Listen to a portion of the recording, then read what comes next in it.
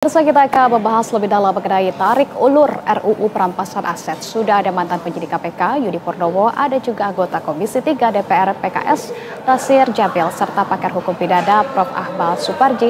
Selamat malam Bapak-Bapak sekalian. Malam Mbak Nisa, malam Pak Nasir, malam Prof. Malam semuanya.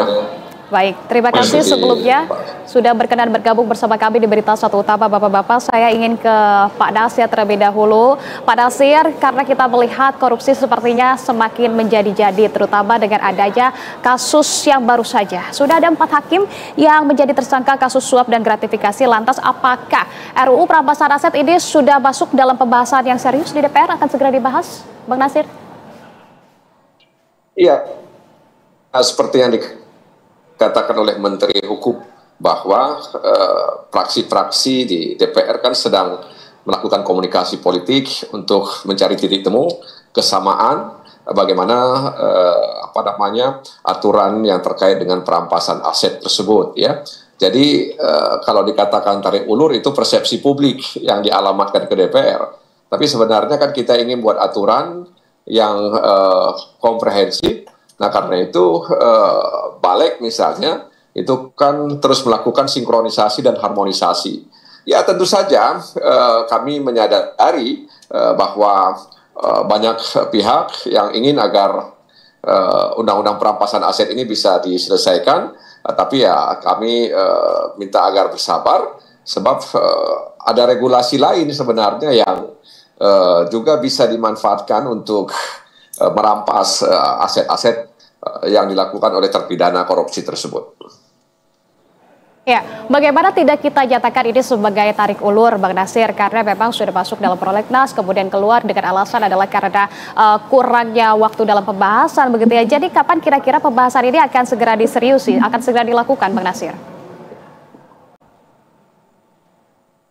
Ya, mudah-mudahan saja dalam tahun ini ya atau dalam masa sidang yang akan datang ini ada pembicaraan yang lebih substansial ya antara pemerintah dengan DPR, sehingga kemudian kesetaraan yang kami maksud tadi itu bisa kita sepakati begitu. Jadi ya tentu kita berharap agar undang-undang itu nanti benar-benar mencerminkan apa yang diharapkan oleh banyak pihak begitu ya.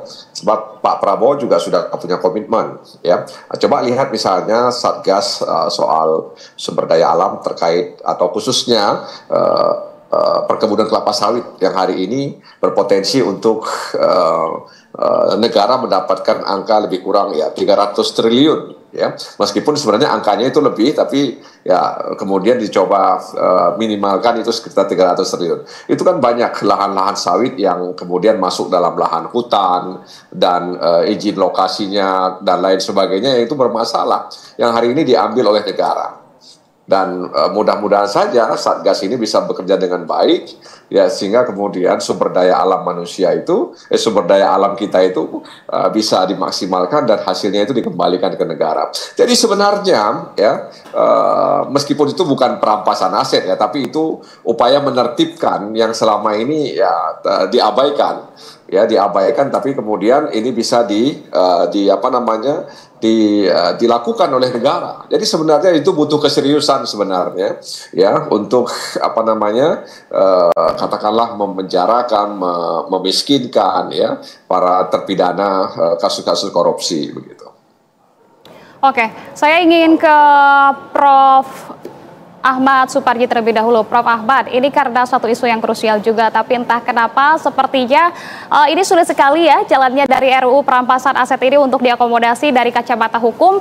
Kemudian Anda melihatnya potret korupsi di Indonesia seperti saat ini. Menurut Anda sudah sepatutnya kah dari RUU Perampasan Aset ini dibahas dengan serius dan seberapa urgensinya, Prof. Ahmad?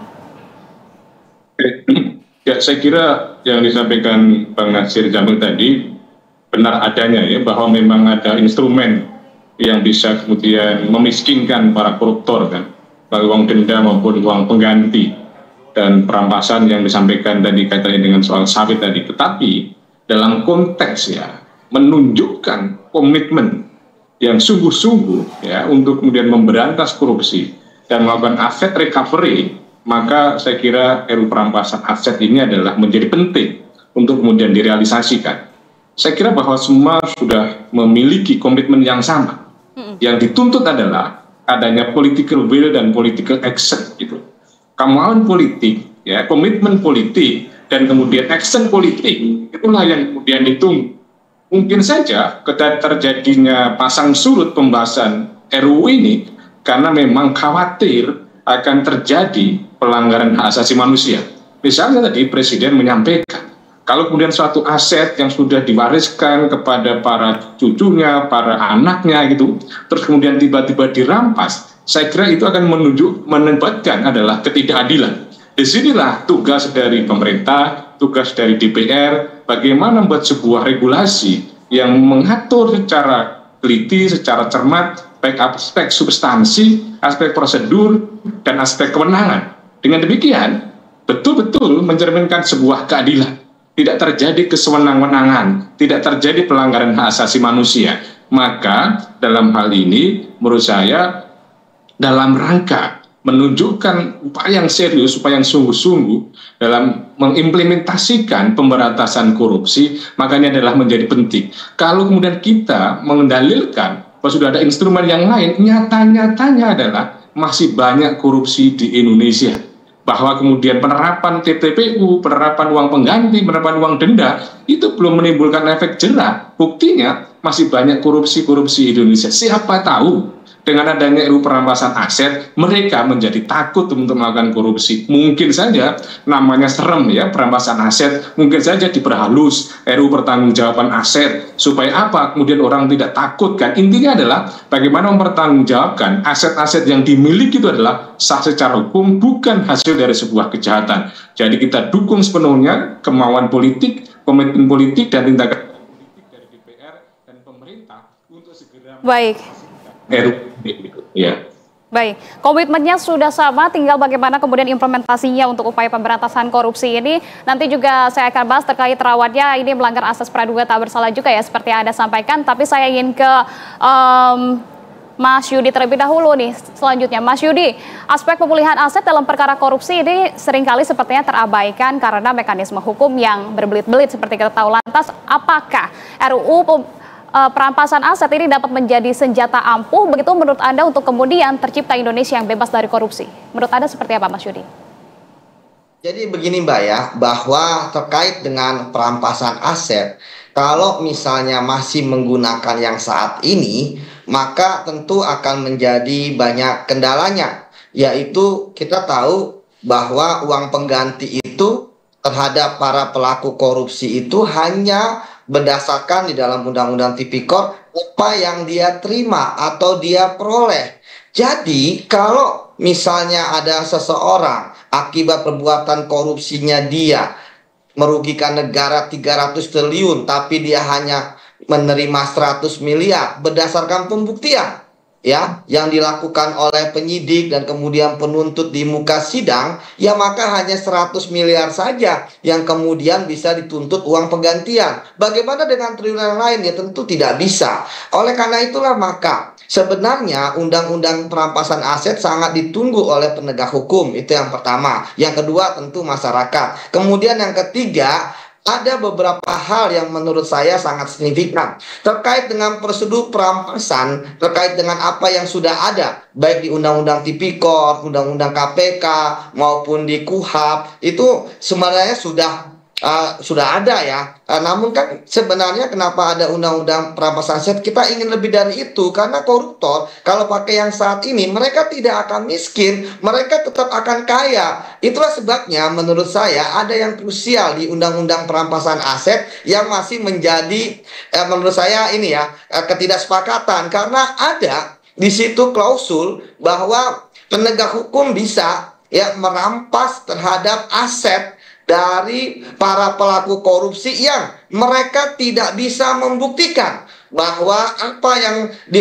aset-aset yang diperoleh tersebut berdasarkan ya hal-hal yang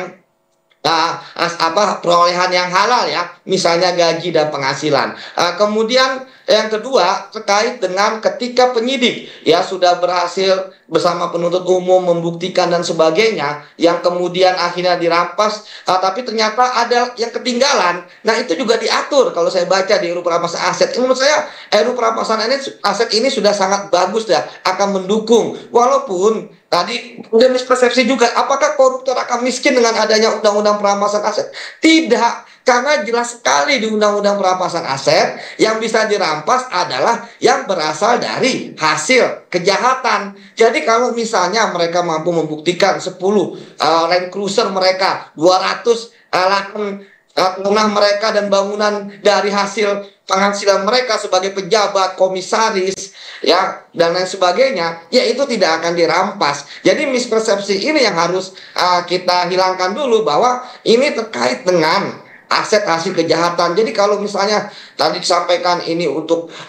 pewaris dan sebagainya, kalau itu tidak berasal dari aset hasil kejahatan yang kita tahu berdasarkan penelusuran follow the money, ya tentu tidak akan dirampas. Jadi jangan takut untuk mensahkan RUU Perampasan Aset, karena penegak hukum juga tidak akan membabi buta. Dan yang paling penting adalah ya kita jangan mengajari koruptor untuk bagaimana cara mereka membela diri terhadap aset mereka. Tentu mereka akan menggunakan segala cara gitu ya untuk mempertahankan, termasuk menggunakan penasihat hukum dan hak lain yang diberikan juga oleh undang-undang seperti itu, Mbak. Jadi dengan adanya undang-undang perampasan aset tidak miskin juga, tetapi akan lebih banyak merampas aset yang dikorupsi oleh para pelaku tindak pidana korupsi. Seperti itu, Mbak. Oke, jangan sampai tertundanya pembahasan dari RUU Perampasan Aset ini memang karena mengakomodir untuk bagaimana kemudian para koruptor ini bisa membela diri begitu ya. Nah, saya ingin dari Bang Nasir Jamil, Bang Nasir, kalau menanggapi menyambut dari pernyataan Bang Yudi tadi, sepertinya instrumen-instrumen saat ini seperti UTPKOR, UKPK dan lain sebagainya ini masih belum kuat untuk mengcover itu semua, masih banyak kendala. Bagaimana tanggapan Anda, Bang Nasir? Ya, jadi semuanya itu kan juga harus kita lihat kapasitas, integritas, dan kompetensi dari aparat penegak hukum kita, mulai dari penyidik, penuntut, sampai pengadil atau majelis hakim ya. Saya sering sampaikan misalnya dalam kasus kejahatan narkoba, sering sekali selain dituntut dengan hukuman yang berat, kemudian juga denda dan lain sebagainya, juga diikut sertakan soal tindak pidana pencucian uang.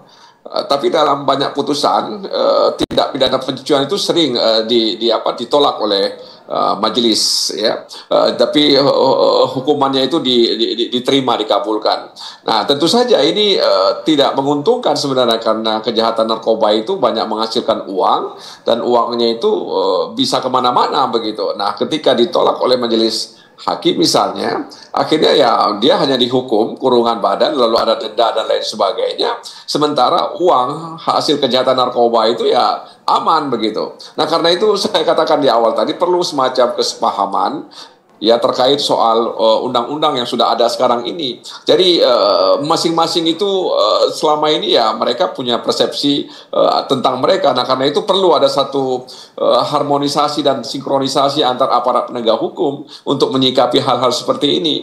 Nah, belum lagi nanti misalnya aset-aset yang sudah dirampas, kemudian sudah diperoleh secara sah oleh negara, itu kemana ya, kemana itu uang-uang itu dan lain sebagainya, itu kan juga harus jelas gitu ya. Nah, oleh karena itu sekali lagi tentu saja kita masih membutuhkan waktu untuk hal-hal seperti ini. Jadi soal perampasan aset juga menggunakan mekanisme peradilan ya. Jadi konstitusi kita itu juga mengatur soal bagaimana setiap warga negara itu punya kuasa terhadap harta bendanya begitu.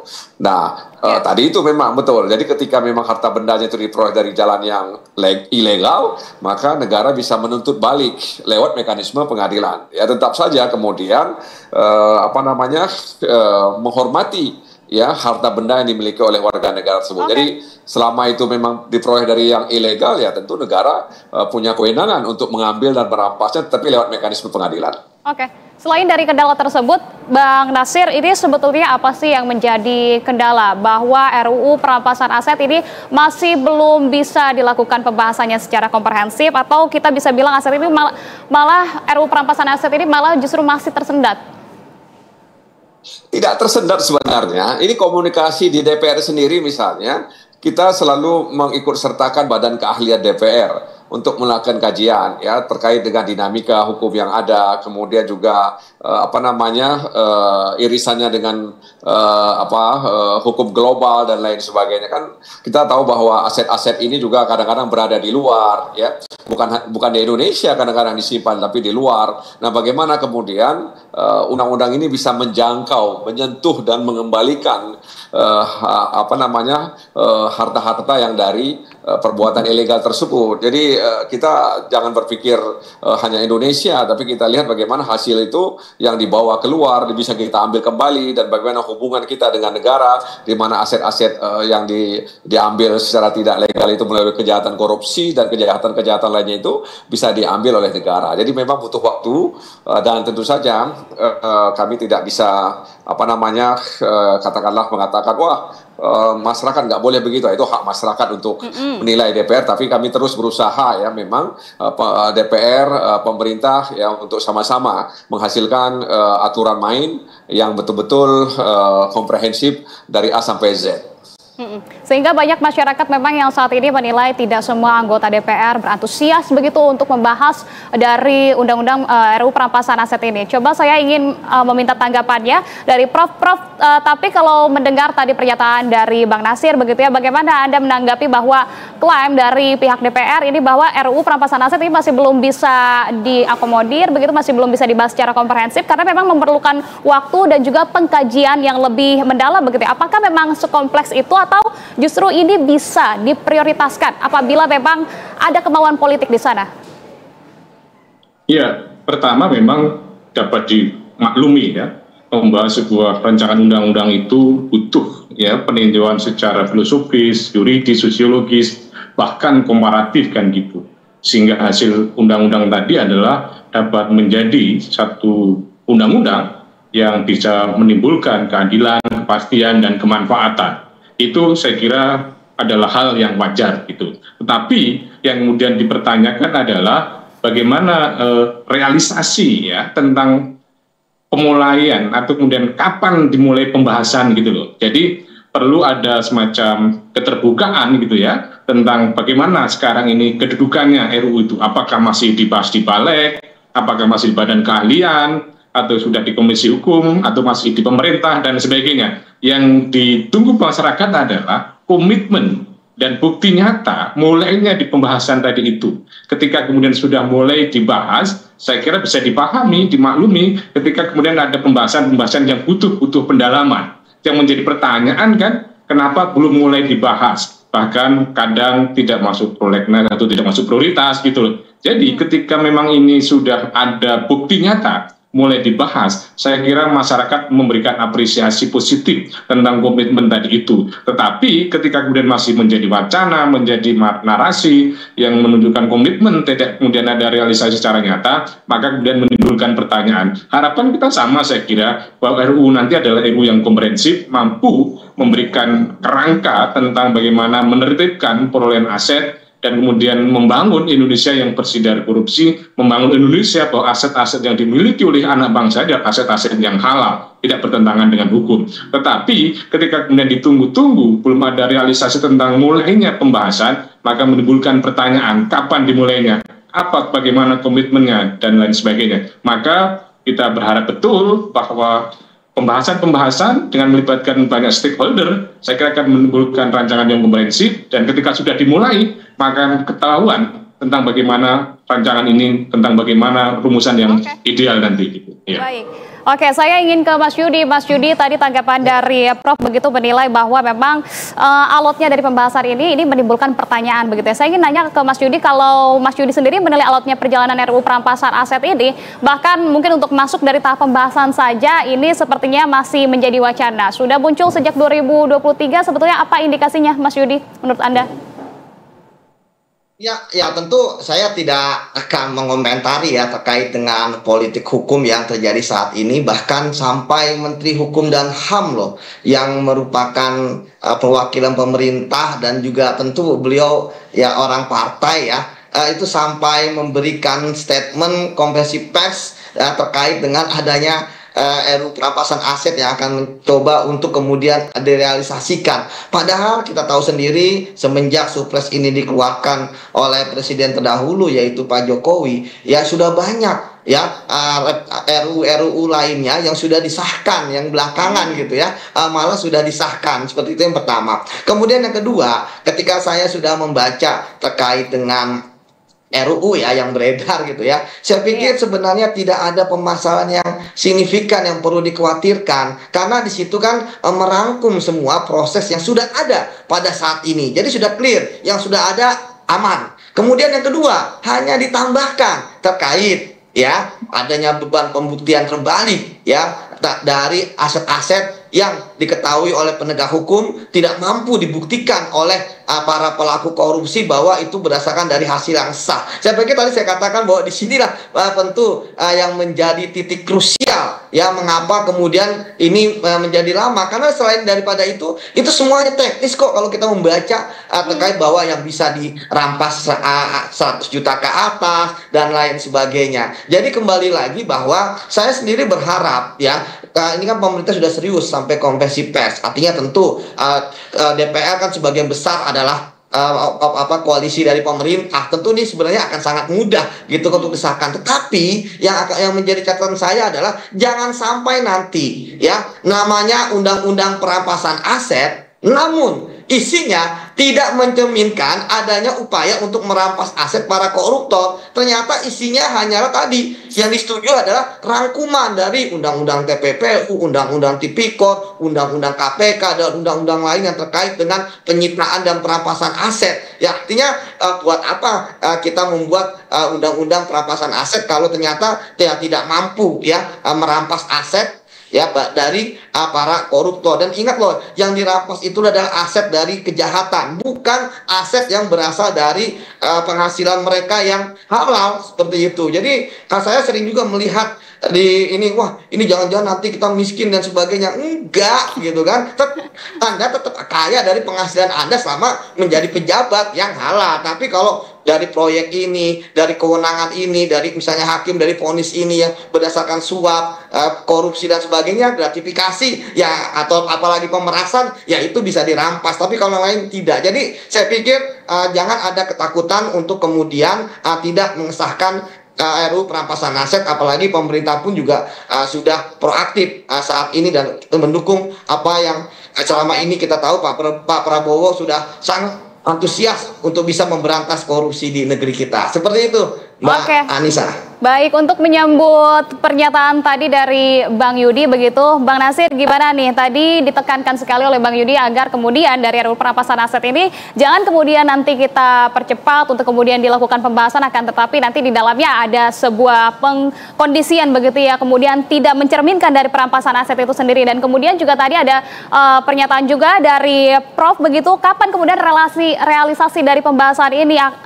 Masyarakat dan publik butuh dari keterbukaan ini sudah sampai mana sih pembahasannya? Tapi kalau dari Komisi 3 sendiri yang membendangi penegakan hukum ini, usulan dari Komisi 3 dan fraksi seperti apa juga, Bang Nasir? Ya, saya jawab singkat saja karena saya harus keluar dari room ini sekarang. Mohon maaf ya. Tunggu saja isinya seperti apa dan tunggu saja tanggal mainnya seperti kapan, karena nanti juga akan melibatkan para praktisi, pemangku kepentingan lainnya ya, dan juga kalangan pakar atau expert ya untuk mendalami rancangan undang-undang itu ketika dibahas antara pemerintah dan DPR. Jadi Mbak Nisa, saya mohon maaf harus keluar dari room ini. Mas Yudi dan Prof, saya minta maaf harus keluar dari room ini. Mudah-mudahan bisa kita wujudkanlah dalam waktu yang tidak begitu lama. Terima kasih, saya izin pamit dari forum. Baik, Bang Nasir, terima kasih banyak kalau begitu atas kesempatan dan waktunya. Silakan Bang Nasir. Kami masih akan melanjutkan perbincangan bersama dengan Prof. Ahmad dan juga Bang Yudi. Saya ingin ke Prof. Ahmad kalau begitu untuk menanggapi. Nah, kalau secara sistem sebetulnya tadi kan kita sudah membicarakan bagaimana kemudian kita masih menunggu juga nih dari pihak DPR RI Komisi 3 juga. Tapi secara sistem sebetulnya kita sudah siap belum sih Prof? Kalau RUU ini disahkan kira-kira aparat kita kemudian juga sudah siap belum dalam hal mindset pemahaman hukum dan lain sebagainya? Saya kira sangat siap gitu ya aparat penegak hukum kita untuk melaksanakan undang-undang itu. Bagaimana undang-undang ini justru menjadi pemandu dan sekaligus menjadi pengawal aparat penegak hukum untuk bekerja gitu ya. Tidak ada penyalahgunaan wewenang, tidak ada penyimpangan, hasil rampasan, hasil sitaan itu betul-betul digunakan untuk kepentingan negara, dan inilah pentingnya rancangan undang-undang ini. Jadi bahwa aparat penegak hukum selama ini juga sudah melakukan bagaimana menyita, bagaimana merampas, bagaimana mengelolanya kan gitu. Tetapi memang belum masih optimal gitu loh. Maka optimalisasi penyitaan dan perampasan dan pemanfaatan hasil rampasan untuk kepentingan negara, kepentingan ekonomi, maka ini adalah menjadi penting digunakan melalui mekanisme RUU perampasan aset ini. Jadi menurut saya aparat penegak hukum justru akan semakin kuat ya, semakin memiliki legitimasi untuk melaksanakan kewenangannya, melakukan penyitaan maupun perampasan, dan utamanya perampasan aset. Dan saya kira memang bukan sangat serem ya RUU ini, tetapi RUU ini adalah dalam rangka bagaimana memastikan bahwa aset-aset yang dimiliki anak bangsa ini adalah halal secara hukum, bukan hasil dari sebuah kejahatan gitu loh. Jadi kalau memang tadi Pak Budi mengatakan kalau hasil usaha, hasil bisnis itu warisan yang diperoleh secara halal, itu saya kira tidak perlu ditakuti gitu loh. Dan inilah undang-undang ini untuk memastikan bahwa perlindungan hak asasi manusia, perlindungan harta benda yang dimiliki, yang memiliki hak untuk dilindungi, itu adalah dijamin juga gitu loh ya. Oke, baik, sebetulnya ini sangat memperkuat juga ya bagi aparat keamanan kita, penegakan hukum kita begitu. Tapi Prof, kalau melihat tadi seperti apa yang disampaikan oleh Mas Yudi juga, jadi bagaimana dengan anak ataupun keluarga pelaku yang memang hartanya juga berasal dari tindakan korupsi itu? Apakah juga nantinya akan dirampas semua sehingga kemungkinan kemiskinannya tidak hanya koruptor, namun juga keluarganya? Kan ini sebetulnya yang menjadi kekhawatiran juga ya Prof? Ya, karena memang yang diadili ini hartanya gitu loh. Hartanya yang dimiliki oleh yang bersangkutan untuk bisa dipertanggungjawabkan gitu loh. Ya, kalau memang misalnya ada aset mobil, ada aset rumah, ada aset misalnya tanah dan sebagainya, bisa dibuktikan ini loh perolehannya, tahun ini perolehannya, gajinya dan sebagainya, maka tidak mungkin akan secara sewenang-wenang dirampas gitu loh. Jadi para anak, para cucu tidak perlu khawatir dan justru bersyukur bahwa yang dinikmati adalah sebuah harta yang penuh dengan keberkahan gitu loh, penuh dengan kehalalan karena diperoleh oleh para leluhurnya, bapaknya dan sebagainya itu dengan cara yang halal gitu loh. Saya kira juga tidak nyaman juga ketika kemudian mendapatkan warisan, mendapatkan hasil itu dengan cara yang bertentangan dengan hukum. Jadi selama bisa dibuktikan itu adalah perolehan yang sah, ya itu adalah bisa kemudian dilindungi secara hukum. Mekanisme tentang penelusuran aset saya kira juga sudah ada peluang tentang itu gitu loh. Bagaimana kemudian bahwa ketika ternyata ditemukan ini aset dengan etikat buruk diperolehnya, maka memang konsekuensinya bisa dirampas oleh negara. Jadi para misalnya yang sudah mendapatkan warisan tidak perlu ketakutan ya menjadi miskin atau hartanya menjadi dirampas ya ketika memang bisa dipertanggungjawabkan secara hukum tentang keberadaan aset tersebut gitu ya. Oke, Mas Yudi, terkait dengan keberadaan aset tersebut ya, ini juga menarik bagaimana kemudian pernyataan dari Presiden Prabowo Subianto juga menekankan meskipun dari harta dari para koruptor ini kemudian dirampas, jangan sampai kemudian ini berdampak juga terhadap anak maupun dari cucu yang memang seharusnya ibaratnya tidak perlu untuk menanggung beban ataupun dosa dari orang tua mereka. Kalau pandangan Anda seperti apa, Mas Yudi?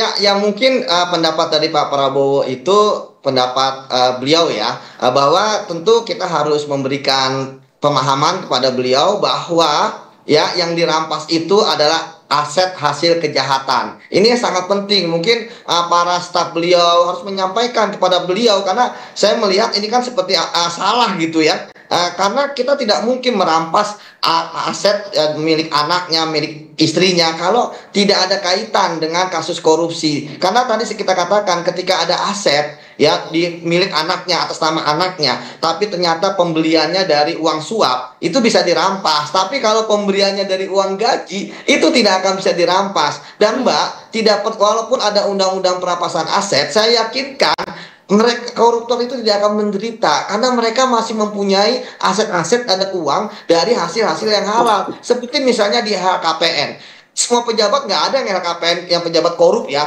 nggak ada yang LHKPN-nya nol. Ada yang puluhan miliar, ratusan miliar dan sebagainya. Dan yang di LHKPN biasanya adalah aset-aset yang sudah bersih. Jadi sebenarnya mereka walaupun ditangani kasus korupsinya, mereka masih tetap kaya kok, seperti itu. Jadi kembali lagi bahwa penyidik, jaksa atau penuntut umum mereka tidak akan membabi buta, Mbak, untuk kemudian mentersangkakan istri, mentersangkakan anak, merampas asetnya dan lain sebagainya. Kalau misalnya tidak ada buktinya, pasti ada buktinya, seperti itu, Mbak. Oke, baik. Jika dilakukan pengkajian lebih mendalam dan juga sepertinya ini juga telah mengcover begitu ya, melindungi dari asas-asas hak kemanusiaan juga, terutama bagi keluarga dari koruptor itu sendiri begitu, karena yang akan dijerat adalah dari harta yang memang berasal dari hasil korupsi. Saya ingin ke Prof. Ahmad terlebih dahulu. Prof. Ahmad, jadi menurut Anda apa lagi yang sebetulnya membuat pembahasan RUU perampasan aset ini terkesan tarik ulur begitu, masih belum bisa diakomodir, direalisasikan, apalagi Prof. Ahmad? Ya, ada beberapa kemungkinan. Yang pertama ya bahwa nanti akan terjadi kesewenang-wenangan gitu ya, dalam konteks misalnya merampas aset gitu, sehingga nanti yang sudah secara nyaman dinikmati itu, yang yakin ini adalah aman, itu kemudian dirampas gitu loh. Jadi ada kekhawatiran tentang itu gitu loh. Dan kemudian yang kedua ada kekhawatiran ini bertentangan dengan nilai hak asasi manusia gitu loh. Bagaimana kemudian harta yang sudah dimiliki tiba-tiba kemudian dirampas gitu. Nah, pada sisi yang lain juga saya kira memang tidak bisa dipungkiri ada kekhawatiran bahwa akan terbuka bahwa ternyata tidak mudah mempertanggungjawabkan aset yang dimiliki oleh para misalnya anak bangsa sekarang ini gitu loh. Bahwa ternyata memang uang ini ternyata dulu diperoleh dengan cara ini, dulu dengan cara ini. Jadi kekhawatiran-kekhawatiran itu saya kira yang kemudian menyebabkan lambannya pembahasan ini. Dan yang saya setuju Mas Yuri, jangan sampai ini justru kompromi gitu loh. Kompromi dalam rangka hanya memuaskan kemauan publik, ini RUU perampasan aset, tetapi substansinya adalah sekedar membenarkan apa yang sudah ada. Dan inilah pentingnya keterbukaan tentang naskah rancangan undang-undang ini. Jadi menurut saya lambannya pembahasan ini adalah lebih didorong kekhawatiran ya akan terjadi kemiskinan masif ya, akan terjadi kesewenang-wenangan atau kemudian terjadi ketakutan dirampas. Tetapi bahwa kalau memang semuanya bisa dipertanggungjawabkan secara hukum, perolehannya tadi itu saya kira tidak akan terjadi itu. Maka penting sekali bagaimana undang-undang ini mengatur tentang kewenangan siapa yang merampas, bagaimana hukum acaranya merampas, bagaimana setelah dirampas, bagaimana pemanfaatan yang telah dirampas itu, sehingga betul-betul penegak hukum itu melaksanakan secara cermat, secara hati-hati dan demi kepentingan negara gitu loh ya. Oke, baik, kalau begitu kita pantau terus bagaimana kemudian dari pembahasan RUU perampasan aset ini di DPR agar segera semoga terrealisasi dan menjadikan Indonesia bebas dari korupsi. Terima kasih Mas Yudi dan juga Prof. Ahmad atas waktu dan juga pandangannya. Selamat malam, salam sehat selalu. Ya pemirsa, tim